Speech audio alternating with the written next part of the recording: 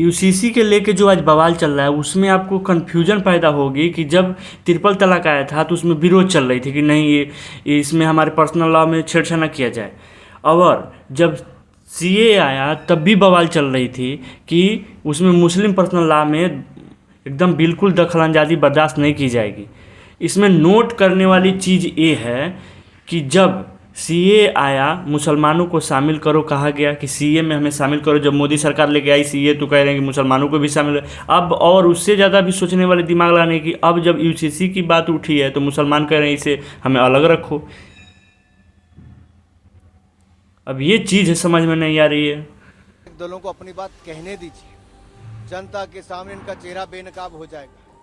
ये कभी धारा 370 को गलत कहते थे, ये कहते थे धारा 370 हटाना गलत, ये कहते थे ट्रिपल तलाक का कानून लाना गलत। अब किसी चीज़ में कह रहे हैं कि हमें शामिल करो, किसी चीज़ में कह रहे हैं कि हमें अलग करो। अब समझ में नहीं कि किस में इनको जिसमें जोड़ना है उसमें कह रहे हैं हमें अलग कर दो।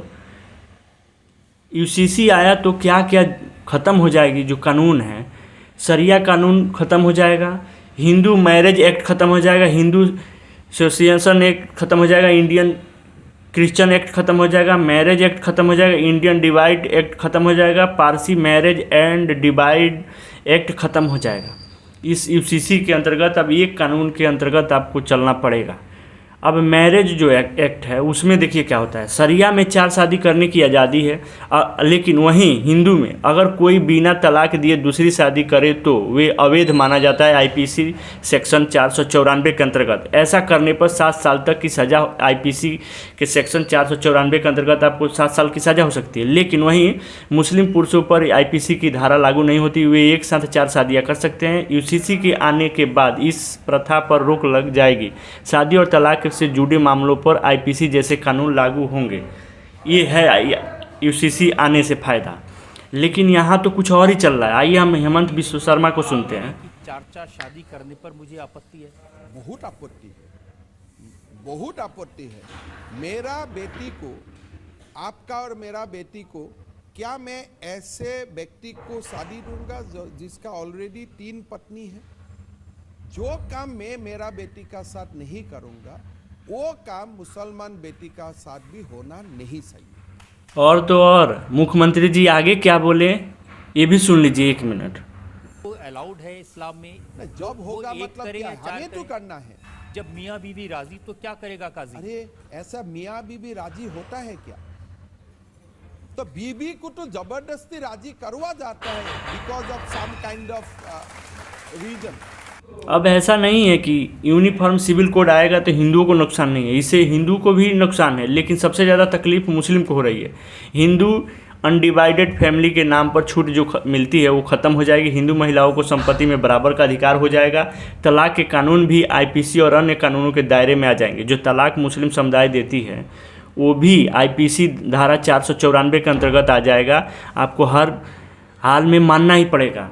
और औरतों का भी संपत्ति में आधा आधा का हकदार हो जाएगी। यूनिफॉर्म सिविल कोड हैशटैग के नाम से खूब वायरल किया जा रहा है वीडियो, और उसमें कुछ मुल्ला हैं जो उसमें दिखा भी रहे हैं कि कैसे फॉर्म अप्लाई करना है।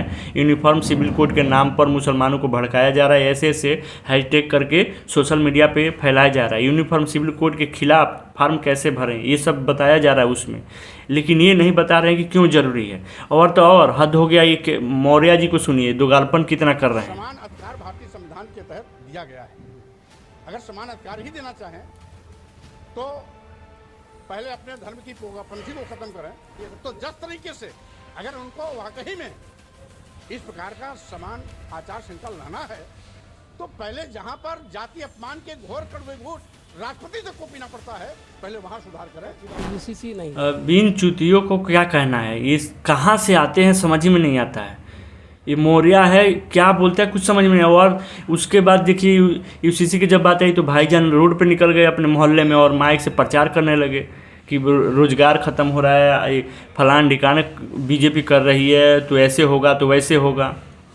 लेकिन सच्चाई कोई बताने की जरूरत नहीं। मुंबई का मुल्ला जो है उनकी बात सुन ले 1 मिनट। सेंट्रल कमेटी ने तय किया था, हमारा ऐसा सोचना है कि यूसीसी के बारे में जो गवर्नमेंट लॉ कमीशन के जो चेयरमैन ने जो इस सिलसिले में पूछा है ये पिछला लॉ कमीशन इसको रिजेक्ट कर चुका है।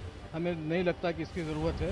हमने अपनी बात रख हद हो गई भाई, बिल्कुल ही हद हो गई। क्या यूसीसी गैर संवैधानिक है?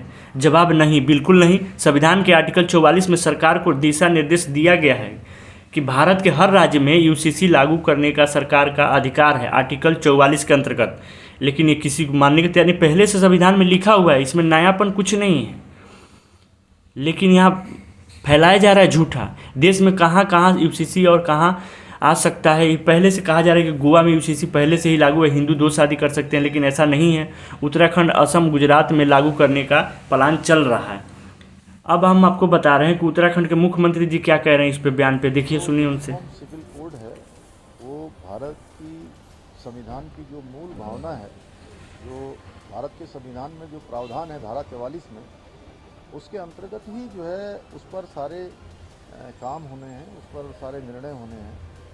और जो हमारी ड्राफ्ट बनाने वाली कमेटी है, यूसीसी कमेटी, उस पर काम कर रही है और वो सबके हित में आएगा। एक देश में सबके लिए एक समान कानून होना चाहिए, इसकी मांग लंबे समय से उठती रही है।